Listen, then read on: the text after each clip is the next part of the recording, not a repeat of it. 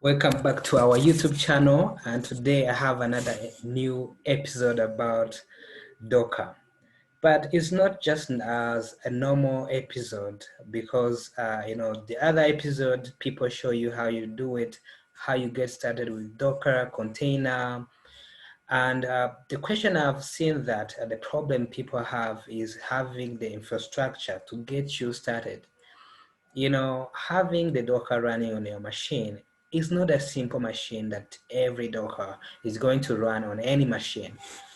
That is not the case. You need to have a good machine. But I thought about it, like, how can somebody learn Docker, be good at Docker without having a lot of investment of buying the fancy machine to do that? Because at least you need like 1 million machine, like a 1 million worth of a machine. You need to have like a good PC or MacBook, and these PC are expensive, right? So I thought of like, I'm going just to show you how you can start with the Docker container without just you investing a lot of things. All you need is your normal computer and a browser. And of course, with this YouTube channel to show you how you can do that. And if you haven't done, please go and subscribe to our YouTube channel and make sure that you tell your friend. Because the thing we want to do here is to grow the community of developers. Because all the communities of people that we have seen around uh, uh, have the bad influence, or the motivation behind it is not genuine. So we want to create a community of developers where developers can share skills and can feel proud about themselves, and if that's just something we like as developers, and there's no people can do that other than ourselves. So please, if you like to join our channel and be on our WhatsApp group, see in video description, you can see more links to be part of our community. So who can use Docker anyway? So Docker is used for IT pro like me and yegobox, of course, and the system administrators. If you are system administrators and at one time you need to orchestrate applications, and you don't want just log to the server and do the heavy lifting, git up to get if you are on Ubuntu, which is likely where you'll be rendering at if you are a system administrator who use Windows anyway. No one use Windows today, so I haven't used Windows in in my system administrator. You see, at yegobox we have like 1,000 you know website that we host for our clients, and some of the works we do mostly is just dealing with system admin part, making sure that the system is running smoothly. But you can understand how hard it is just doing it the manual way without Docker. So that's where the Docker comes in place. If you are IT pro, or if you are system administrators and you want to set up everything so that it looks professional. So and this is why we want this just community of developers or IT pro to be part of our community, because we believe that having the right community that is built by developers for developers is just an amazing thing. Beside the other things that we can do together, but I think it just can be something interesting to do. So anyway, enough of ads. So so you don't have the computer, or probably you don't want to invest a lot of cash up front to run Docker. So I'll be sharing the resources. I'll be sharing the the content that can help anyone across the country, because I'm in Africa. Absolutely. So these videos are made basically for Africans, then the rest of the world, right? So I put myself in the shoes of someone who don't have the PC or a good computer to learn anything he want. So by that, but you shouldn't be limited by that, okay? So there's one website that you can use. I think it's called Kata Code. Code. Is it called Kata? You know. Let me go to this one. Oh, it's not. I think it's not. Oh.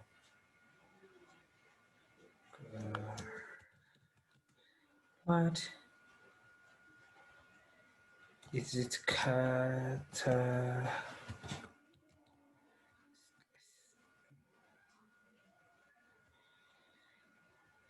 I think it's this one. Kata Coder. Right? Okay, this is the platform. So when I came across to this platform, actually, it was the life changer. I will show you more platform you can use to learn the latest technology, but this is the first free platform that you can go to and learn anything. So let me show you up. So I'm not sponsored by this platform anyway, but it's just an amazing platform that you can learn. So the good thing is that everything is in browser, so no need of having the heavy machine that is going to do a lot of work for you. Or you don't need that, because in most cases in Africa you don't have these expensive pieces, and these expensive machine like MacBook don't sell in Africa, which is understandable how this PC is so expensive. So, if you go down here, you can see a lot of resources, a lot of courses that you can learn from this website. And all of them are free, but there's of course some paid version, but you don't have to pay, mostly, because you have the basic things. So you can learn everything, Git control, .NET, Java, everything. But let's find out the Docker things, okay? So let's say that we want to learn Docker here. So all you have to do is to start a course, and okay, let's start by what is a container? I know that, but just to walk you through the course and see and show you what it is like to be the to learn the Docker within your browser, which is an amazing thing. So so you click here on start scenario, and the course is in different scenarios. There's different scenarios, and you move from one scenarios to another scenarios, and you complete the lesson. So here at the left side, you see the small description of what is a Docker. So basically Docker containers, uh, the way of shipping the software in a containers, and in a way that this software is not tied to the operating system that it is running on. So which is different to the virtualization technology that used to have, to be tied to the machine you are using. Now with the Docker, you can ship your code and be sure that this code is going to run anywhere. So which is amazing, because the idea of having the code base and be able to learn anywhere, think of it like you can develop an app on Windows machine, and at the end of launching, and you take your code to the server, which is going to be more likely to be Ubuntu server, right? Then because you developed your app on Windows, there might be something that is not compatible with Ubuntu, right? Such as if your app is using more of shells command, right? Some command on Windows is not going to work on Ubuntu, right? So, and this is where the Docker is going to be in help, because with Docker, you are going to write for one platform you choose, which is going to be Ubuntu or Windows, whatever. Then when you ship your app, and take it to another platform, you're going to have the container that is the same as what you had on local machine. All right, so enough of that. So let's let's familiarize ourselves with the Docker command, right? So this is the Ubuntu or Linux environment, which means I can run any command here and it's going to run as the normal command. So here's a command that is called Docker run. So you can run anything. So you can run a container, as I said, and passing the D flag means that you are going to detach this container from from hanging out and show you the log. So it's going to run in the background.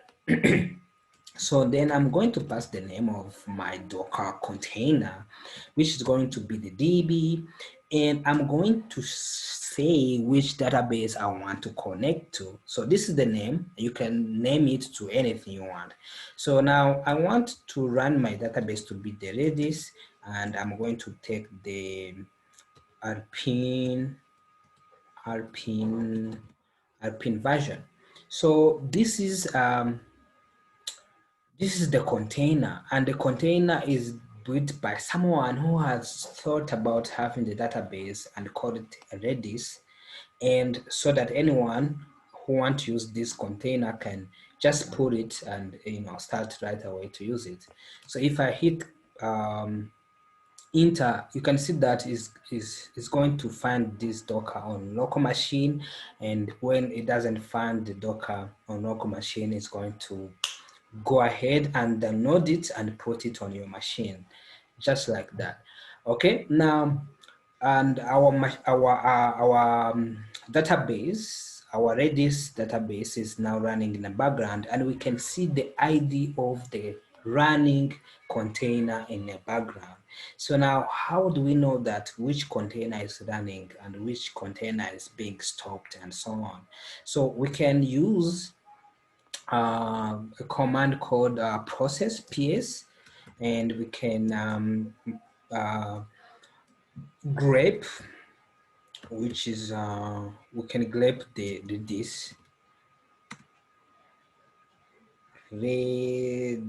this server, and it's going to show us the process of Redis running. Okay.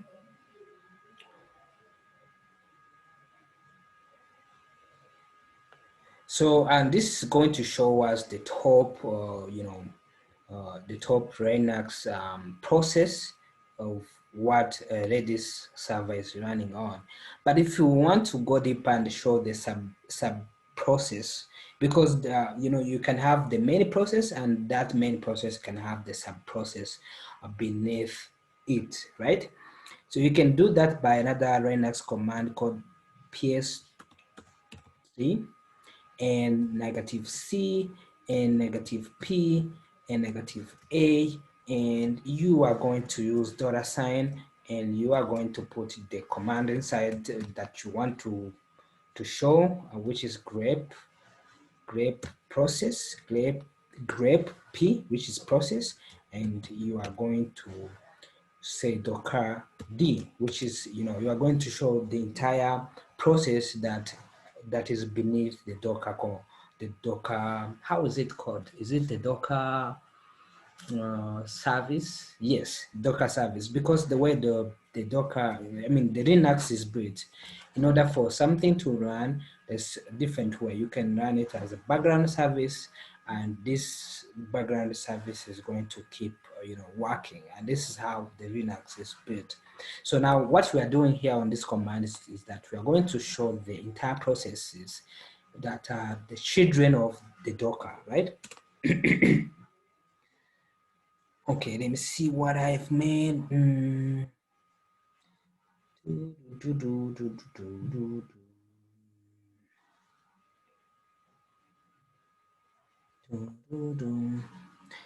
Grape. Okay, yes, P, I forget P here. P grape here. Let me do like this. Okay, so put P here. So okay, let me see. Okay, this is it. So we can see that we have at the parent we have the Docker container, and inside we have the Redis, and we have this sub process here. So this is how we can print a nice tree of process that is running under each, the parent of that process, So and that's what I did here is almost what is written here. Nothing new. You can do it and on your own. So what I'm doing here is just do something that is written here. So and we can read here that each process has each configuration, which means that you can have different process and you can configure them the way you want it. For example, you can view and update the environment variable, for example, by running this command, and you can even run this command and you see that you can execute the so let me explain these commands. Docker execute db-env, all right? So what does it do here? So because I said the Docker container are how can I define it? So you can cd into it, you can go inside that Docker container and run any command you want. So let's say you pull down, like you have the window machine, then you put the carry Linux container on your machine, right?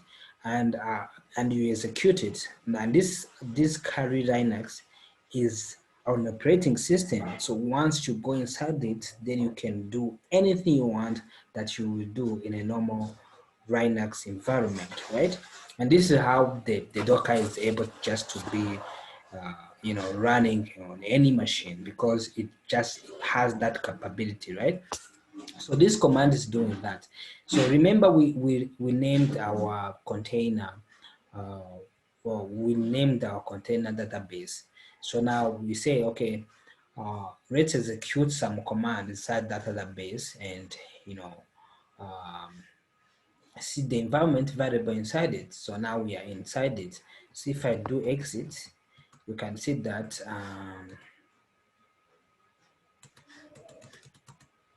I did exit. Now let me do a new terminal and okay. KY. Okay. Okay, let me do continue here. Or let me refresh. And let me start over.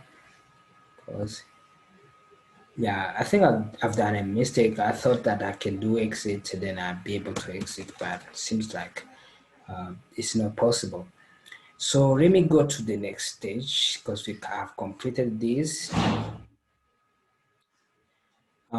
So we come to the namespace and they tell you about the namespace. And these are the concept pretty much of like the Linux environment. So you need to familiarize it with yourself. So let's see another command, and share, right? And share help. It's going to show you the mount. You can pass the M flag, and you can do that. And you can go there and run this command tool. Is going to show you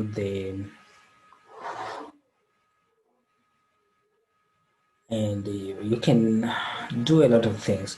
Anyway, the purpose of this video was to share how you can run Docker container in your browser, and without just having the monster machine. So in next coming video, please let me know what you want me to work on, because like I want to teach Docker. I want just to do some fun stuff with Docker, and I want to help the community to get understanding of these new technologies, and I have planned to just, continue, showing a lot of these cool technologies. Let me know what you think about this video in a comment down below, and there is some link there. There's WhatsApp group that you can join so that we talk and we share some ideas. And there is our product, of course. We have domain name service that you can buy any domain you want and then host with our hosting services. Let me tell you about our hosting service though.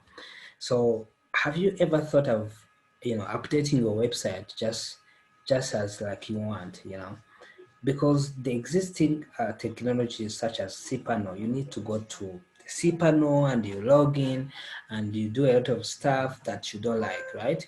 But what if you can go to your folder on your machine and edit whatever things you want to edit and save it, and it is live? That's what yegobox hosting service does. So we have integrated the Dropbox so that you can have the synchronization of Dropbox, and whenever you edit your document, you're able to see the change in real time. And soon we are going to support the Google Drive too and other file storage engine. But right now, please join our community so that you can be informed with everything about what we are doing, and let's just have the help from you. Thank you for watching and see you next time.